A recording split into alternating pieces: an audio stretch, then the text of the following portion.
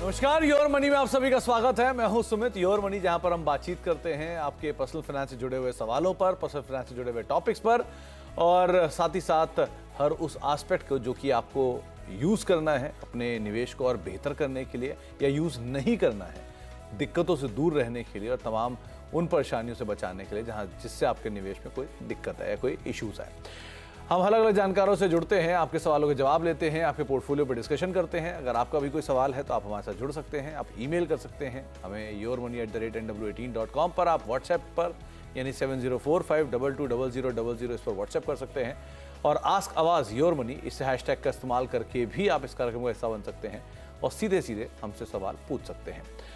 आज हमारे साथ बातचीत करने के लिए फिनसेव इंडिया की founder and director Mrin Agarwal ma'am मौजूद हैं बेंगलुरु से। मृण मैम जब लास्ट टाइम मौजूद ही थी हमारे साथ, तब बेंगलुरु का वेदर बहुत अच्छा था, बारिश हुई थी, और मुंबई सूखा था। अब मुंबई में अच्छी बारिश है और शायद बेंगलोर थोड़ा सा सूखा पड़ा हुआ है। खैर, आगे हम मुंबई और बेंगलोर के बारे में डिस्कशन करते रहेंगे, लेकिन एक बड़ा टॉपिक जो आज हमने डिस्कशन के लिए रखा है वो है मार्केट्स। अगर आप पहले एक आंकड़े आपकी स्क्रीन पर आएंगे, उन आंकड़ों के लिहाज से अगर देखिए तो पिछले 3 साल में खास तौर से निफ्टी में करीब 50 से 55% के आसपास का रिटर्न हम देख चुके हैं। सेंसेक्स निफ्टी यानी इंडेक्स में 50-55% का रिटर्न आया है। मिड कैप में यही रिटर्न अगर आप देखेंगे तो करीब 100% का आया है। स्मॉल कैप में ये रिटर्न आप देखेंगे तो रफली 90%, 80-90% की रेंज में आया है। और निफ्टी बैंक पे अगर आप नज़र डालेंगे तो करीब 50%, 48-49% के आसपास रिटर्न वहाँ पर भी आता हुआ दिखाई पड़ा है। तो इस तरह के एक एग्जॉर्बिटेंट रिटर्न इंडेक्स ने पिछले 3 साल में दिए हैं। ये वो रिटर्न आपकी स्क्रीन पर है, और ये केस टू केस बेसिस पे और अलग है। आपकी स्कीम के हिसाब से या आपके सेक्टर एलोकेशन के हिसाब से, पीएसयू में निवेश है तो और ज़्यादा होगा, डिफेंस का बेस फंड है तो और ज़्यादा होगा। तो आपके म्यूचुअल फंड में भी निवेश इसी तरह से एग्जॉर्बिटेंट तरीके से चला है पिछले 3 साल में। लेकिन इस 3 साल की तेज़ी के बाद आपकी उम्मीदें क्या होनी चाहिए? क्या आपको प्रॉफिट बुक कर लेना चाहिए? क्या आपको पूरा उससे आगे कैरी करना चाहिए? क्या इस तरह के ही रिटर्न आगे भी हम आते रहेंगे? इन सब का जवाब देंगे मृण मैम। मृण मैम, ये तेज़ी 3 साल की हमने इसलिए रखी क्योंकि ये कोविड से बाज़ार में निवेश बढ़ा है लोगों का। कोविड के बाद लोगों का रुझान बढ़ा है, उनको इंटरेस्ट ज़्यादा आने लग गया मार्केट में, और रिटर्न भी बाज़ार ने बहुत अच्छा दिया है। तो इस तेज़ी के रिटर्न के साथ जो लोग निवेशित हैं, जिनके शॉर्ट टर्म गोल थे वो, जिनके मीडियम टर्म गोल थे वो, जिनके लॉन्ग टर्म गोल हैं वो, क्या करें? और दूसरा, क्या ये रिटर्न को हम असली रिटर्न का आधार मान के चलें कि यही रिटर्न आगे भी आने वाला है? चलो इससे 19-21 हो जाएगा, लेकिन क्या यही नंबर हम माने? ये एब्सोल्यूट नंबर है। नमस्ते Sumit, very happy to be here on the show today. तो आपने मार्केट्स के नंबर्स बताए। अगर हम सिप के रिटर्न्स देखते हैं तो अगर हम फॉर एग्जांपल मिड कैप का 5 ईयर रिटर्न देखते हैं तो करीब 35-40% के बीच में है। अगर हम फ्लेक्सी कैप के रिटर्न्स देखते हैं वो भी करीब 18-25% के रेंज में है। So 18% on a 3 year basis and 25% and above on a 5 year basis.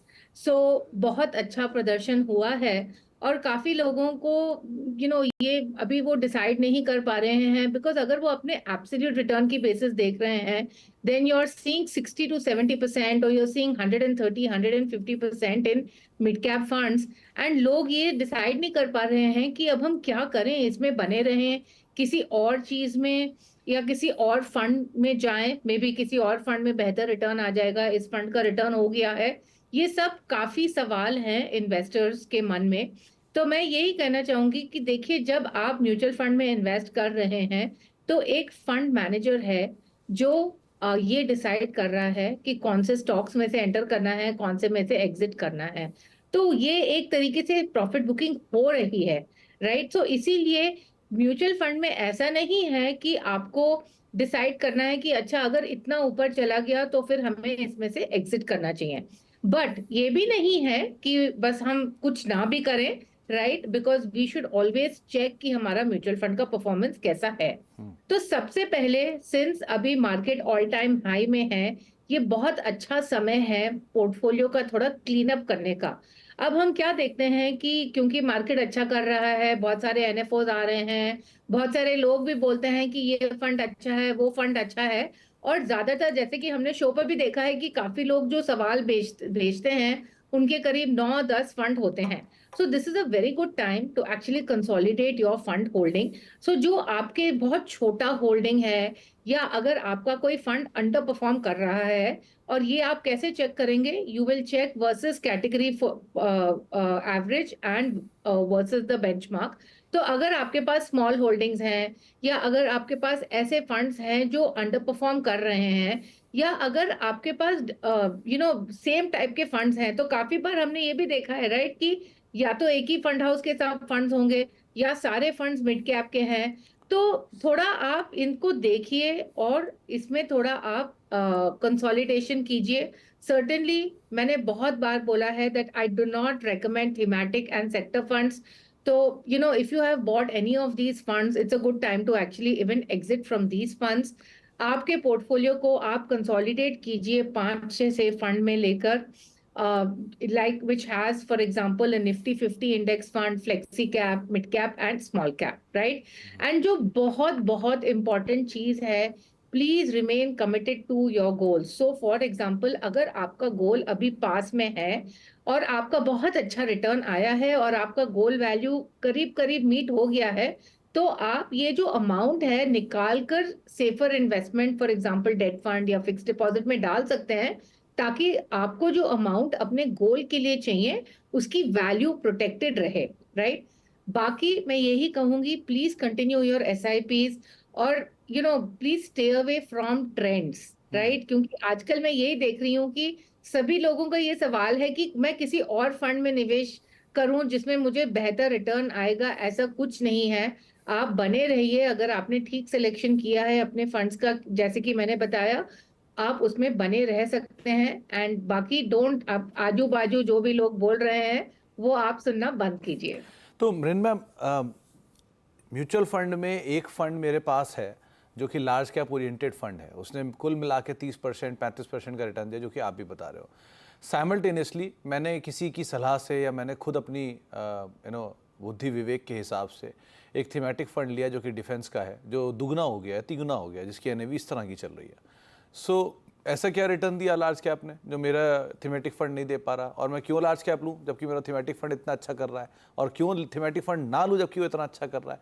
सो अभी इस समय इस फैसले को या इस स्टेटमेंट को आप कैसे जस्टिफाई करोगे? जो थीमेटिक फंड्स होते हैं वो बहुत कॉन्सेंट्रेटेड होते हैं, राइट? एंड उनमें कुछ स्टॉक्स जनरली हम देखते हैं कि उस थीम में कुछ स्टॉक्स होते हैं जिसमें बहुत अच्छी परफॉर्मेंस आती है, जिस वजह से ये फंड का परफॉर्मेंस अच्छा रहता है। बट ये जरूरी नहीं है कि ये थीम चलती रहे। अब अगर हम देखेंगे कि हर साल जो टॉप परफॉर्मिंग सेक्टर है वो बदलता रहता है, हर साल जो टॉप परफॉर्मिंग थीम है वो बदलती रहती है। तो ये जो थीमेटिक फंड्स होते हैं, इसमें अगर आप निवेश कर रहे हैं तो ये बेसिकली ऐसे होते हैं कि आपको एक एग्जिट स्ट्रेटेजी होनी चाहिए, and you should be clear कि when you want to basically exit the fund, it's not like for your core long term holding.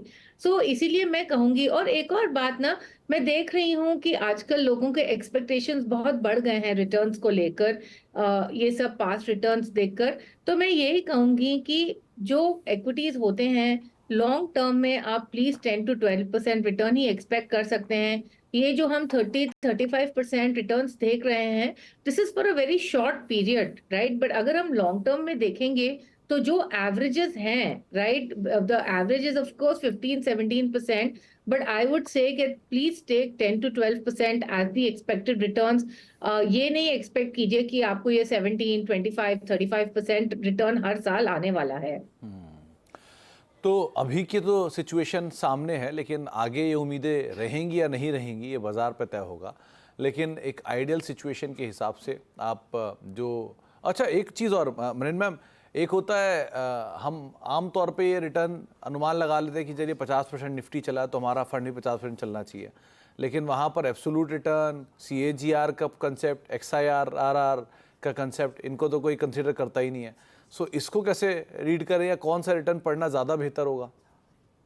The best return is of course XIRR, right? Because that is the true return, because it takes into account सारे जो आपके cash flows हैं different periods में। सो of course XIRR सबसे बेहतर return XIRR है देखने के लिए। XIRR यानी उन लोगों को समझा दूं जिनके लिए, मतलब मृण मैम इस पे ज़्यादा बेहतर आपको समझा पाएंगे, लेकिन ये उनके लिए होता है जिन जो अलग अलग अवधि में अलग अलग निवेश करते हैं और उस अलग अलग निवेश को टाइमलाइन के हिसाब से, क्योंकि आपने एक चीज़ निवेश की 2020 में, फिर 2021 में, फिर 2022 में, तो ऐसे अलग अलग सालों के हिसाब से निवेश करते हैं तो आपका जो रिटर्न आता है टाइम के हिसाब से वो XIRR पे होता है। मृण मैम मैं सही हूँ, कुछ गलत तो नहीं बोल गया? बिल्कुल सही। चलिए अब सवाल जवाब का सिलसिला शुरू करते हैं और बातचीत कर लेते हैं अपने दर्शकों से। पहले दर्शक हमारे साथ पंजाब से मौजूद हैं, इंद्रजीत सिंह साहब मौजूद हैं। सिंह साहब नमस्कार, क्या सवाल है आपका? नमस्ते। नमस्कार सिंह साहब, सवाल पूछिए। हाँ जी सर, नमस्ते सर। नमस्कार सिंह साहब, नमस्कार, सवाल पूछिए आप। हाँ जी मैम नमस्ते। हेलो जी सुन पा रही है, वो भी आपको सुन पा रही है। अच्छा मैडम, मेरी ना एक्चुअली सिप चल रही है म्यूचुअल फंड में। आपको बताऊं फंड के नाम? नहीं वो हमारे पास है सिंह साहब। तो अच्छा, जो हाँ जी, सवाल हाँ जी। आपने हमें भेजा है उसके हिसाब से आपकी उम्र शायद 33 साल है, आप 25,000 हाँ रुपये जी, की हाँ SIP जी। कर रहे हैं, आपका एग्जिस्टिंग पोर्टफोलियो 7 लाख का है और आप हाँ जी। 15 साल के लिए इसे निवेश कर रहे हैं। आप Yes, sir. अपने शेयर, अपने जो ये म्यूचुअल फंड्स हैं उनका रिव्यू मांग रहे हैं और कैसे ये अचीव हो पाएगा ये जानना चाह रहे हैं, राइट? Yes sir. चलिए बिल्कुल ठीक है। एक चीज़ आपसे और मैं सिंह साहब पूछना चाहूँगा, आपने अपनी उम्र 33 साल बताई और आप 7 लाख का पोर्टफोलियो इकट्ठा कर चुके हैं, तो आप कब से मार्केट हाँ में जी, हाँ इन्वेस्ट जी, कर रहे हैं? हाँ जी सर, मैं म्यूचुअल फंड में मोस्टली इन्वेस्ट कर रहा हूँ इधर ही। और ये कब से कर रहे हैं आप? सर 2 साल हो गए मुझे। 2 साल हो गए। तो आपको अब तक का एक्सपीरियंस कैसा रहा है? अब तक का सर बढ़िया रहा है एक्सपीरियंस। कम से कम 30% तक का मेरे को रिटर्न आया हुआ है सर। ओके। और हाँ जी, हाँ अनुमान आपका क्या है कि इतना ही नंबर रहेगा गोइंग फॉरवर्ड या कुछ ऊपर नीचे भी हो सकता है? एक्चुअली इसमें जो पहले मेरे पास क्वांट स्मॉल कैप था वो मैंने निकाल दिया था अभी पिछले महीने। जी। तो उसके वो अकॉर्डिंग तो quant की मेरा खबर के बीच में आपने निकाला? क्वांट स्मॉल कैप था सर मेरे पास। वो निकालने की वजह क्या थी सर? वो जो खबरें आई थी उसके बीच में? मान के चलिए उसके बाद मैंने निपॉन स्मॉल कैप में शुरू किया फिर अपना पोर्टफोलियो इधर। ओके। नया फंड उधर से शिफ्ट कर लिया था अपना तो निपॉन उसको स्मॉल क्यों कैप में निकाला, क्वांट। सिंह साहब? कोई खास वजह थी क्या हाँ जी। उसको? नहीं सर, वैसे ही निकाल लिया था। एक्चुअली वो 50% से ऊपर का मेरे को दे रहा था रिटर्न। Okay okay okay. हाँ जी, that's why मैंने उसको निकाल लिया था। वहां से निकाल के आप हाँ जी। इसमें आ गए। मैंने निपॉन स्मॉल कैप में लगा दिया था फिर। ओके। तो पहली चीज़ तो मृण मैम आपने सवाल सुना उनका, सिंह साहब बढ़िया चीज़ किया कि कई अभी नए निवेशक है और एज इनके फेवर में है। 33 साल इनकी उम्र है, 25,000 की SIP चल रही है, 7 लाख का इनका पोर्टफोलियो है, 15 साल में बढ़िया कॉर्पस और टाइम इनके फेवर में है। एक चीज़ जो ऑब्जर्व की मैंने कि इनके सारे फंड्स में स्मॉल कैप का एलोकेशन है, 2-3 फंड्स में। इन्होंने एक को निकाला भी है लेकिन उसके बावजूद मिड कैप का एक इन्वेस्को का फंड, स्मॉल कैप का एक निपॉन का फंड जो इन्होंने नया शामिल कर लिया है, इसके अलावा मिड कैप का ही एक क्वांट का फंड, इसके अलावा एक PSU फंड, ये भी मेजरली स्मॉल और मिड कैप ही है इसके अंदर भी। सो आप क्या ऑब्जर्व कर रहे हो, क्या करना चाहिए इन्हें? और दूसरा इन्होंने खुद ही बड़ा स्मार्टली चर्निंग भी किया है, तो वो कितनी अच्छी रणनीति है इनकी? एक्चुअली ये तो इनके फेवर में हो गया इस बार, क्योंकि इनके पास 3 क्वांट के फंड्स थे, right? Quant mid cap, quant ELSS, quant small cap, जिसमें ओवरलैप बहुत हाई है। तो एंड देन ऑफ कोर्स अभी तो ये इन्वेस्टिगेशन भी चल रहा है, तो उस हिसाब से तो it was good that he did what he did, it worked out in his favour. But एक बात मैं कहना चाहूंगी कि जैसे कि अभी हम डिस्कस कर रहे थे कि म्यूचुअल फंड्स में ऐसा नहीं है कि अच्छा इसमें 50% रिटर्न आ गया तो बस अब इसमें से एग्जिट करके दूसरे फंड में जाएंगे, राइट? ये जरूरी नहीं है कि आपका दूसरा फंड परफॉर्म करेगा, राइट? एंड अगर आपने अच्छा फंड चूज किया है तो बने रहने में हर समय ज्यादा रिटर्न आता है। ये सब ऐसे शिफ्ट करने में इतना रिटर्न नहीं आता है। तो मैं ये कहूंगी अभी जो आपने फंड्स इन्वेस्ट किए हैं वो ठीक हैं, बट आई विल 2 चीजों का मैं बोलूंगी कि एक तो जो आपका ये जो PSU फंड है, मैं बिल्कुल फेवर में नहीं हूं on sector funds, because as I said the theme really needs to play out. And काफी बार ऐसा होता है कि ये थीम में ऑलरेडी कुछ बहुत अच्छा रिटर्न आने के बाद हम इसमें एक्चुअली निवेश करते हैं, राइट? तो आई विल सजेस्ट कि आपके पास जो सेक्टर या थीमेटिक फंड्स हैं उसको आप एग्जिट कर दीजिए। दूसरा, जो आपके पास जो 2 क्वांट के फंड्स बचे हैं, mid cap and ELSS, please keep only one. The reason being कि इसमें आपका 33% ओवरलैप है स्टॉक्स का, जो बहुत ज्यादा है। तो मतलब ये 2 फंड में इन्वेस्ट करके आपको कुछ इतना डाइवर्सिफिकेशन नहीं मिल रहा है। सो थोड़ा सा कंसोलिडेशन कर दीजिए पोर्टफोलियो में, बाकी आप बिल्कुल सही राह पर चल रहे हैं। बट मेन थिंग इज कि बने रहिए, ये स्कीम मत चेंज कीजिए बारी बारी।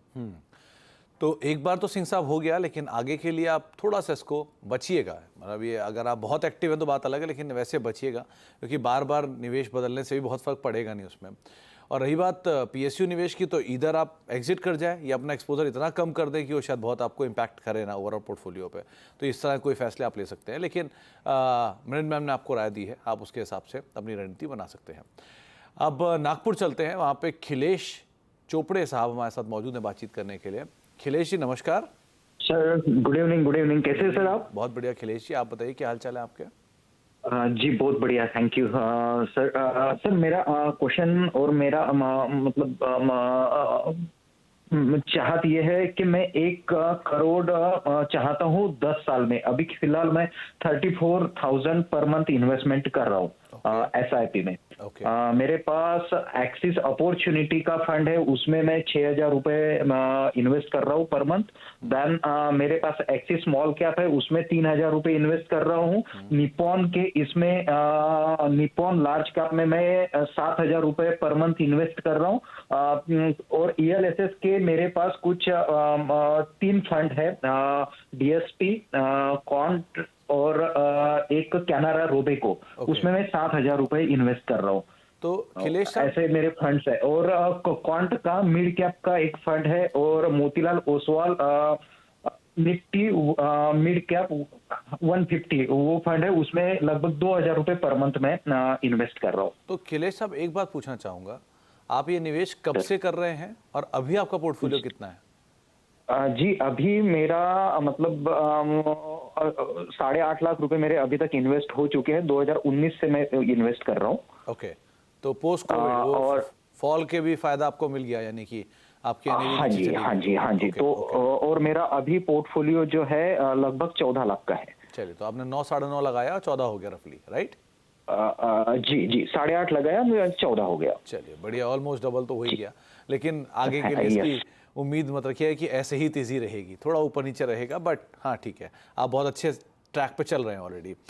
तो मृण मैम, पोर्टफोलियो देखिए आप इनकी 34,000 रुपये की SIP है, 10 साल में 1 करोड़ के कॉर्पस की इच्छा रख रहे हैं, जो मौजूदा स्थिति के हिसाब से कुछ खास बुरी लग नहीं रही कि ये कर नहीं पाएंगे, इजीली अचीवेबल लग रही है। अब एक दो ही चीज़ें हैं आप जैसे कि सेक्टोरल फंड को मना करते हो, तो इंफ्रा फंड इसमें भी एक है, तो वहाँ क्या करना चाहिए? दूसरा, इनका बड़ा बैलेंस पोर्टफोलियो है, लार्ज कैप भी है, मिड कैप भी है, स्मॉल कैप भी है, टैक्स सेवर्स भी हैं। आप कैसे देख रहे हो?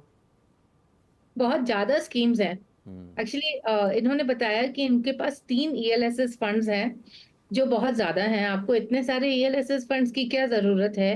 आप एक चूज कीजिए और हर साल उसी में ही फिर निवेश कीजिए, राइट? आपको 3 फंड्स की जरूरत नहीं है।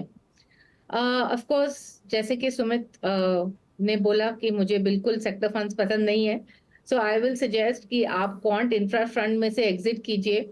ऑल्सो इफ आई सी, जो आपका quant mid cap and quant ELSS में बहुत ओवरलैप है, so I will also suggest to exit from quant mid cap and move that to Mirae mid cap. And so these are the main things. So थोड़ा बहुत आपको consolidation करना पड़ेगा, क्योंकि आपके पोर्टफोलियो में बहुत ज्यादा स्कीम्स हैं जिसकी आपकी जरूरत नहीं है। एंड एक बात का ध्यान रखिएगा कि मतलब जो स्कीम्स में ओवरलैप बहुत हाई है, उसमें कोई फायदा नहीं है कि हम मतलब ऐसी सब स्कीम्स हम बढ़ाते जाएं। तो थोड़ा आप इस पर ध्यान दीजिए। और आपको थोड़ा सा अपना सिप अमाउंट भी बढ़ाना पड़ेगा टू करीब 50 to 75,000 rupees per month to actually meet your goal, because remember that 1 crore at the end of 10 years is going to be almost around 1.8 to 2 crores. तो इसीलिए आपको थोड़ा सा अपना इन्वेस्टमेंट अमाउंट भी बढ़ाना पड़ेगा। तो थोड़ा सा अपना SIP का निवेश बढ़ाइए, धीरे धीरे स्टेप अप करते रहिए, या तो एक मुश्त में बढ़ा लीजिए, वो आपकी चॉइस है। और थोड़े बहुत फेरबदल को जो है आपको करने की ज़रूरत है फंड्स में। और 1 करोड़ की सूची, वैसे तो 1 करोड़ आप इकट्ठा कर ही लेंगे, लेकिन वो मृण मैम भी आपको वही बात कह रही है कि इन्फ्लेशन को भी आधार मानिए, ज़्यादा भी जमा हो जाए तो क्या ही बुराई है, लेकिन थोड़ा सा आप अपना SIP बढ़ा लिए तो ज़्यादा बेहतर आपके लिए विकल्प बन जाएगा। एक ब्रेक का वक्त हो गया, ब्रेक के बाद लौटते हैं। आगे कुछ और दर्शक भी, उनसे भी चर्चा करेंगे, मृणमैम भी मौजूद रहेंगी, उनसे बातचीत करते रहेंगे छोटे से ब्रेक के उस पार। देख रहे हैं योर मनी, और योर मनी में आज हम बातचीत कर रहे हैं मृणमैम से और आपके सवालों के जवाब ले रहे हैं, और साथ ही साथ म्यूचुअल फंड्स को लेकर कुछ अगर शंकाएं हैं तो उसको भी एड्रेस कर रहे हैं। अब बालकृष्ण जी हमारे साथ मौजूद हैं हरियाणा से बातचीत करने के लिए। बालकृष्ण जी नमस्कार, सवाल पूछिए अपना। सर यही म्यूचुअल फंड का पोर्टफोलियो भेजा था मैंने, तो उस जी। पर एडवाइस चाहिए। जो पोर्टफोलियो 15 साल के लिए ठीक रहेगा? ओके, आप अभी 10,000 रुपए की SIP कर रहे हैं, राइट? हाँ जी सर। और कोई गोल आपने आइडेंटिफाई कर रखा है कि कितनी पूंजी की आपको ज़रूरत है? नहीं सर, नॉर्मल वैसे ही वेल्थ क्रिएशन के लिए। वेल्थ क्रिएशन के लिए। चलिए, आप कब से निवेशित हैं बालकृष्ण जी बाजार में, मतलब म्यूचुअल फंड्स में? सर पहले तो मेरी पोस्ट ऑफिस में स्कीम चलती थी, ओके, तो उसमें मैंने कॉर्पोस जोड़ा हुआ है। ठीक है, तो वहाँ से बस इंटरेस्ट आता है 40-50 हजार रुपये महीने का, ठीक है, तो उसमें से म्यूचुअल फंड में इन्वेस्ट कर रहा हूँ थोड़ा। ओके। और आप ये ड्यूरेशन कब की है, मतलब कब से आप इसमें निवेश कर रहे हैं अदरवाइज? म्यूचुअल फंड में सर अभी बस जस्ट 6 महीने हुए हैं अभी। चलिए, तो मृणमैम वैसे तो ये इनका सिस्टमैटिक तरीका सही है, ये जो पैसा आ रहा है उसको ये बाज़ार में निवेश कर रहे हैं वापस, और इनका पोर्टफोलियो आपको भेजा ही हुआ है, जिसमें मिड कैप भी हैं, जिसमें स्मॉल कैप भी हैं, मल्टी कैप भी हैं, लार्ज कैप भी है, फ्लेक्सी कैप भी है। अच्छे फंड्स को इन्होंने आइडेंटिफाई किया हुआ है, मल्टीपल कैप्स के। सो आप क्या राय रखते हो, 15 साल में कितना कॉर्पस इकट्ठा हो जाएगा, इनका क्या करना चाहिए? देखिए एक्चुअली इनका ओवरलैप बहुत हाई है, क्योंकि इनके पास फ्लेक्सी कैप है, मल्टी कैप है, लार्ज एंड मिड कैप है, right? So actually if you see all the schemes have very high overlap, okay. And ये 6 स्कीम होने के बावजूद भी आपको एक्चुअली डाइवर्सिफिकेशन इतना ज्यादा नहीं मिल रहा है। So what I will suggest, because there almost एक टाइप का ही ना, large and mid cap, multi cap, yes, इसमें allocation between large cap mid cap बदलता रहेगा, एंड ऑफ कोर्स इसके as per regulations also how much there are limits on how much is allowed in large mid and small caps, but इसमें ना बहुत ज्यादा overlap है। तो मैं क्या कहूंगी कि आप थोड़ा सा आप कंसोलिडेट कर सकते हैं। एक तो आपको एक मिड कैप फंड अपने पोर्टफोलियो में इंट्रोड्यूस करना चाहिए जरूर, विच आई विल सजेस्ट कोटक। बाकी मैं ये कह रही हूँ कि आप एक ये पराग पर एक फ्लेक्सी कैप रख सकते हैं। HDFC flexi cap has also done really well, you can keep it balance. What I will suggest is that अगर आप रिस्क नहीं लेना चाह रहे हैं, सेफ रहना चाह रहे हैं, क्योंकि मैं देख रही हूँ कि आपने ये लार्ज एंड मिड कैप किया है, दिस आई विल सजेस्ट कि आप एक निफ्टी 50 इंडेक्स फंड में रख लीजिए। सो 3-4 स्कीम मैं कह रही हूँ, पराग पर एक flexi cap, HDFC flexi cap, फिर मैं बोल रही हूँ कि Kotak emerging mid cap, emerging equity जो मिड कैप स्कीम है उसमें आप निवेश कीजिए, एंड बैलेंस एक Nifty 50 index fund like ICICI Nifty 50 index fund में आप निवेश कर सकते हैं। तो थोड़े बहुत कंसोलिडेशन की ज़रूरत है बालकृष्ण जी, यानी कि आप कुछ, क्योंकि ओवरलैप है, एक फंड के अंदर भी वही शेयर हैं, दूसरे फंड में वही शेयर हैं, सो इस तरह की सिचुएशन से बचने के लिए आप थोड़ा कंसोलिडेशन कर लीजिए। उस कंसोलिडेशन के हिसाब से आप कुछ नए फंड्स जो कि आपको स्क्रीन पर दिख रहे हैं उन्हें शामिल कर सकते हैं। अब हरियाणा से ही अंकित जी हमारे साथ मौजूद हैं। अंकित जी नमस्कार, क्या सवाल है आपका? नमस्कार सर। नमस्कार अंकित जी। सर हाँ सर, मैंने sir HDFC retirement mutual fund में 20,000 इन्वेस्ट कर रखे हैं। ओके, और मेरा इसमें व्यू है 10 साल का, तो मैं इसमें रह सकता हूँ या दूसरा कोई फंड देखो इससे अच्छा? ओके, आपने एक ही फंड में पूरा का पूरा 20,000 रुपये निवेश कर रखा है? हाँ, लमसम है सर। लमसम है। और आप कितने साल के लिए? 10 साल के लिए निवेश करना चाह रहे हैं, राइट? हाँ सर, 10 साल। तो मैं इससे अलग देख सकता हूँ कोई अच्छा फंड जिसमें ज्यादा रिटर्न मिल सके इससे ज्यादा? ओके, तो मृणमैम क्या करना चाहिए? इन्होंने एक ही फंड में एक मुश्त पैसा डाला है और अवधि लंबी है, क्या फंड सही है या कोई चेंज करें? तो सबसे पहले जो ये रिटायरमेंट फंड्स होते हैं वो रिटायरमेंट के लिए होते हैं, और इसमें एक लॉक इन रहता है विच इज या तो 5 साल या रिटायरमेंट जो भी पहले आएगा, राइट? सो मुझे नहीं लगता कि आप इसमें से निकल सकते हैं अभी, क्योंकि इसमें अभी आपको एक 5 साल का लॉक इन रहेगा। अब अगर आप रिटायरमेंट के हिसाब से इन्वेस्ट कर रहे हैं तो देखिए, और आपने बताया नहीं है कि जो HDFC रिटायरमेंट फंड जो आपने किया है इसमें इक्विटी स्कीम भी है, बैलेंस स्कीम भी है, आपने कौन सी स्कीम में इन्वेस्ट किया है? तो देखिए अब इसमें तो आपने कर ही लिया है, तो इसमें तो 5 ईयर का लॉक इन रहेगा। बाकी मैं बस यही कहना चाहूंगी कि जो ब्रॉड बेस्ड फंड्स हैं जैसे फ्लेक्सी कैप फंड्स वगैरह, इनका थोड़ा सा प्रदर्शन बेहतर है ये रिटायरमेंट स्कीम से। बट इसमें आपको मतलब कुछ वरी करने की बात नहीं है। ये भी स्कीम अच्छी है, आप इसमें बने रह सकते हैं। अब मैं यही सलाह दूंगी कि नेक्स्ट टाइम अगर आपके पास थोड़ा और अमाउंट है इन्वेस्ट करने के लिए, तो आप थोड़े या तो फ्लेक्सी कैप, मिड कैप, अपने रिस्क के हिसाब से आप चूज कर सकते हैं कि आपको कहाँ इन्वेस्ट करना है। तो वैसे आप बने रहें, लेकिन पहले इसके जरा बाकी कॉन्सिक्वेंसेस वगैरह देख लें, कैसे आप अगर निकल पा रहे हैं तो निकलें, क्या कॉस्ट है एंड ऑल, उसके हिसाब से आप कॉल लिए। लेकिन अभी के लिए आप ज़रूर बने रहिए और अकॉर्डिंगली आप रणनीति बना सकते हैं। प्रेम मैम, आपकी तरफ से top 4 funds? ICICI Prudential Nifty 50 Index Fund, Parag Parekh Flexi Cap Fund, Kotak Emerging Equity and ICICI Short Duration Debt Fund.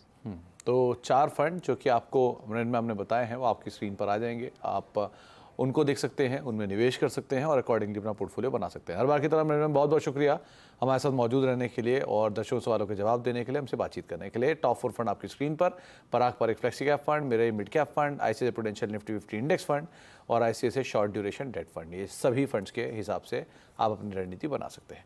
Break का वक्त है, ब्रेक के उस पार भी खबरों का सिलसिला बना रहेगा। फिलहाल योर मनी में इतना ही। नमस्कार।